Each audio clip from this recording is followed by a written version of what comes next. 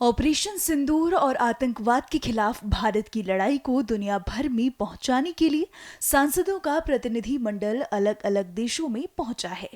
इसी कड़ी में कांग्रेस नेता शशि थरूर के नेतृत्व में सर्वदलीय प्रतिनिधि मंडल गुयाना पहुंचा है।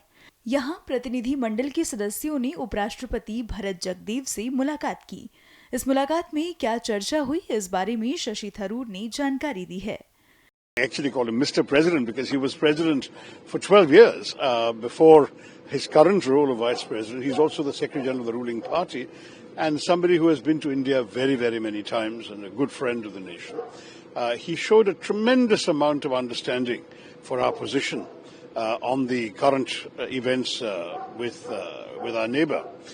But equally, we had a much broader ranging conversation about Guyana's development and the scope for India to be part of this narrative. There's a tremendous expansion taking place. Guyana, as you know, has discovered a lot of oil and gas, and with that there's tremendous infrastructural changes happening, everything from highway construction to reforming the banking sector, telecoms, all sorts of areas.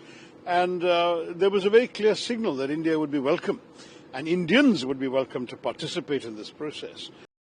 इससे पहले भारत और Guyana के बीच संबंधों को लेकर Guyana में भारत के उच्चायुक्त अमित तेलंग ने बात की थी। सुनिए उनका क्या कहना है। भारत से सभी पार्टियों का एक प्रतिनिधिमंडल, सांसदों का प्रतिनिधिमंडल गयाना आया हुआ है।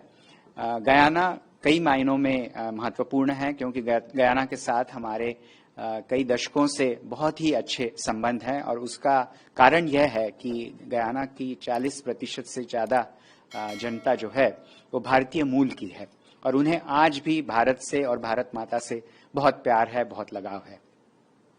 आपने देखा होगा कि पहलगाम टेररिस्ट अटैक के बाद यहाँ के राष्ट्रपति महामहिम डॉक्टर मोहम्मद इरफान अली जी ने हमारे यहाँ हुए टेररिस्ट अटैक का खंडन किया था। उन्होंने कहा था कि ये चीज मानवता के लिए एक प्रकार से एक धब्बा है और हमें टेररिज्म और आतंकवाद के विरुद्ध लड़ना है। तो इस मामले में हमें गयाना से काफी सहयोग मिल रहा है और आगे भी मिलता रहेगा। आपको शायद पता होगा कि गयाना अभी यूनाइटेड नेशन सिक्योरिटी काउंसिल का नॉन परमानेंट मेंबर भी है। तो उस मायने में भी गयाना से जो हमें सहयोग और जो उन्होंने जो संवेदनाएं प्रकट की हैं वो बहुत ही महत्वपूर्ण है।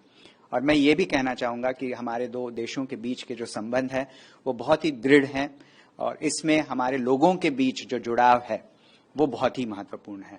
आपने शायद देखा होगा कि कुछ महीनों पहले आदरणीय प्रधानमंत्री जी गयाना की यात्रा पर आए हुए थे।